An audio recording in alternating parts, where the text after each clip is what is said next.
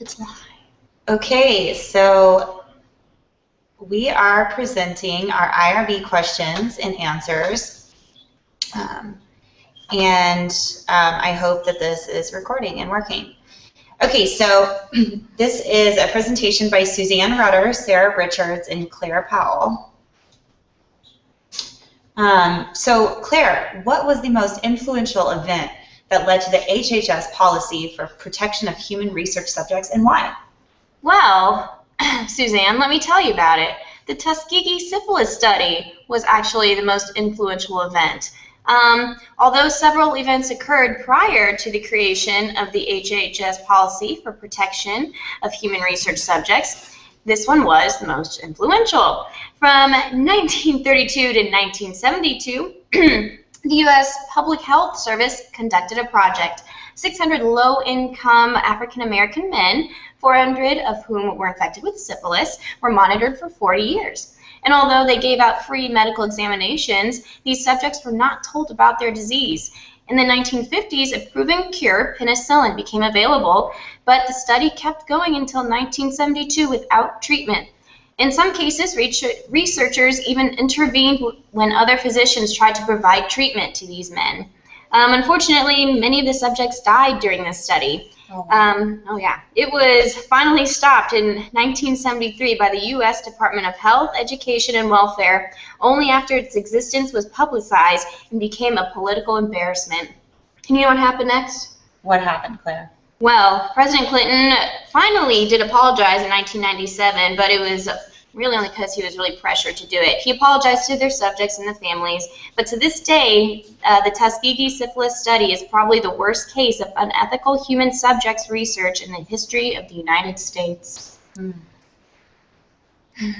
Okay, so Claire, tell me, what are the 3 ethical principles that constitute the basis for the HHS human subjects regulations? Well, Suzanne, I'll tell you. It is respect for persons, beneficence, and justice. Claire, I think you mean beneficence? That is exactly what I mean, Suzanne. Beneficence. The respect for persons principle recognizes that individuals should be... Stop laughing. I meant to do that, guys. The individuals should be treated as autonomous agents, and that persons with diminished autonomy are entitled to protection. What was that word again, Miss Suzanne? Beneficence. Beneficence. You're right, that's right. Making sure you're paying attention. The beneficence principle states that human subjects should not be harmed and that research should maximize possible benefits and minimize possible harms. And the justice principle recognizes that benefits and risks of research must be distributed fairly.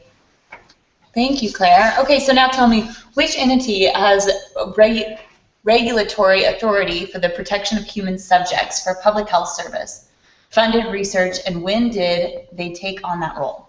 Well, Suzanne, it's funny that you asked that. I had a hard time finding the answer to this question. My final answer was the National Commission for the Protection of Human Subjects of Biomedical and Behavioral Research, and I believe they did that in 1974 because on July 12th of 1974, the National Research Act was signed into law, thereby creating the National Commission for the Protection of Human Subjects of Biomedical and Behavioral Research. One of the charges to the Commission was to identify the basic ethical principles that should underlie the conduct of biomedical and behavioral research involving human subjects and to develop guidelines which should be followed to assure that such research is conducted in accordance with those principles. Wow. Thank you. Lots of information there. So much. Okay, so true or false, all research that involves interaction for intervention with humans or human samples / data, whether they are alive or dead, is human subjects research. What do you think, Sarah? What do you think the answer is? I'm going to go with false, Claire. Sarah, you know what? You're a smart girl. You're right. The answer is false. Research that proposes the use of only corpse specimens is not human subjects research because, by definition, human subjects must be living individuals. Therefore, research involving corpse specimens are not regulated by 45 CFR 46, but by other federal, state, and local laws. All right. Which of the following should be eliminated or minimized in the research design and why? A, coercion, B, research risks, C, repeated recruitment of research participants for new protocols, or D, all of the above? I'm going to ask Sarah again. Sarah, what do you think? That's a hard one. Let's go with, I think all of the above. Oh my gosh, Sarah, you're blowing me away. Yes, the answer is D, all the above. The value of, what'd you do? No, oh, sorry. Oh, gosh. Okay. So sorry about that. Okay. Anyways, the value of research depends upon the integrity of study results. Recruitment should not be conducted in ways that participants may reasonably perceive to be coercive. Researchers are expected to minimize the potential for participants to feel pressured to participate. Next, researchers need to consider whether risks will be minimized to the extent possible. Precautions, safeguards, and alternatives can be incorporated into the research activity to reduce the probability of harm or limit its severity or duration. Lastly, a specific determination needs to be made that the selection of subjects is equitable and that the burdens and benefits of research will be fairly distributed. This includes making sure that subjects have an equal chance of being selected. Great, thank you. Oh yeah. Okay, when might human subjects require investigators to obtain informed consent? Well, I'll tell you. Number 1, if the study involves interactions with research participants. Number 2, if the study involves interventions with research. And number 3, if the study involves collection of private information from or about research participants. All right, thank you, Claire. Anytime. Oh, so your turn, Suzanne. True or false? After informed consent for a research study is given, a research participant must complete the study. Well, Claire, I think everybody can agree that that is false, because false. If somebody is told about a study and they disagree with the way the study is being conducted or disagree with what the study is about to do, then they can obviously decline to do the study, which is part of the reason for informed consent in the first place. True or false? In general, informed consent should be a process rather than a one-time event. Well, that is true, because in research things change, and something that you tell somebody in the beginning of a research study could change in the middle of a research study. So you always have to be updating your participants to what's going on, because they have a right to know. In order to participate, children must provide assent unless the IRB determines them to be too young. And in the next slide, I will describe what assent is, because obviously they are too young to provide permission or to provide consent, which brings me to the next question, which is explain consent versus assent. Consent means that you're giving permission, that you're signing something, you're saying, yes, I agree to all the terms and conditions, and I am going to do this study, I'm not going to press charges, whatever, all that kind of stuff. Assent basically means that you agree and understand to what's actually going on in the study. So for children, they can only assent to a research study because they're not old enough to actually provide consent, if that makes sense. So even though a child is young and may not understand, you have to kind of explain to them what's going on, make sure that they understand in a way that's age appropriate and are still okay with doing this study.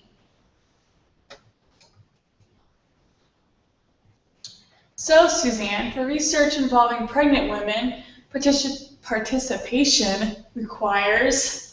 It requires consideration of the risks and potential benefits for the fetus. So, for example, if there was a study where maybe they had to administer some sort of medication, obviously you'd have to take into account how the unborn child would be affected by this medication, and then you'd have to get consent from the mother about all of that. Oh, great. Yeah, pretty interesting stuff. Oh, so why might an individual have diminished autonomy? Well, there are multiple reasons, but some that are just come right to mind are that they are neonate, meaning that they're not born yet, or isn't yet. You know what? That's a lot like beneficence. I go with that. Beneficence. Basically, if you're a baby or you're not born yet, you can't talk, whatever. I don't know exactly if that terms that. But I think that means that you're still an infant. You're an infant. Okay, thank you. Oh, that was just to test if Sarah was listening. If they're incarcerated or involuntary, or if they are involuntarily confined, or if they're unconscious. So some ways to kind of get around that is for people who are incarcerated, you could offer some sort of maybe like money reward to be put into their account, and then they would get to choose whether they could do it or not. You don't want there to be any kind of power or control or making them feel like they're pressured to do it. And then unconscious, obviously they can't consent at all, so probably shouldn't do a study on anybody who's unconscious. That'd be bad, Suzanne. Say that. Oh, that's me. Okay, so Sarah, true or false? Risks to research participants must be completely eliminated for the study to be considered ethical. That would be false, because it is very hard to eliminate risks, seeing as how in every study there's going to be a risk. And in order for it to be considered ethical, you have to tell them about the risks. Good. When are researchers specifically required by NIH policy to describe data and safety monitoring? That would be for all clinical trials, because they ensure that safety and the safety of participants and the validity of the data. Okay, great. So in other words, NIH makes sure it's legit. Okay.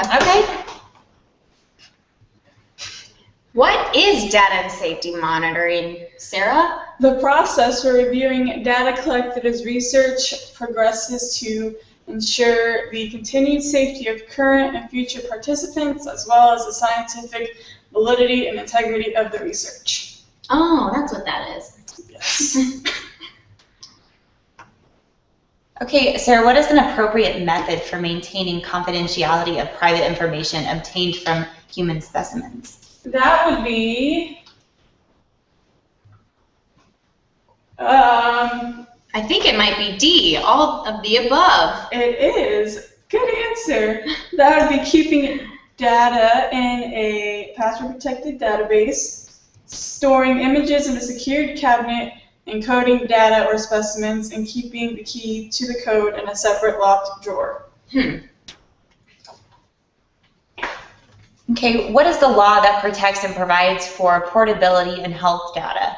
Describe its main protections and responsibilities. Its main protections and responsibilities include.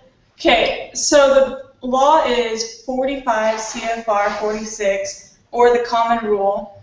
It includes requirements for assuring compliance by research institutions, requirements for researchers obtaining and documenting informed consent, requirements for IRB membership, function, operations, review of research and record keeping, additional protections for certain vulnerable research subjects such as pregnant women, prisoners, and children. Okay, true or false? If a researcher determines that his or her study poses no more than minimal risk as defined by 45 CFR 46, there is no need for protocol to have IRB review and approval. That would be false, because the IRB also makes sure that the participants are safe and will not get injured. Okay. Which of the following is true regarding applications for NIH-funded research overseas? That would be B. Research conducted overseas is subject to Human Subjects Regulations 45 CFR 46 and local regulations and policies, because you are still funded by the IRB in America, and you can't just go to another country and do the stuff we do in America, because obviously they don't do that stuff. So you have to follow their policies as well. Sounds about right. Okay, I think the last question in localities where community consent is the norm. You have to also get consent from the culture community as well as the individual, because the individual might not want to participate in the study that you're doing. Okay. Makes sense. All right, so thank you all for watching our presentation. Hopefully you learned a lot on how to better conduct research. Thanks for watching. Yeah. Okay.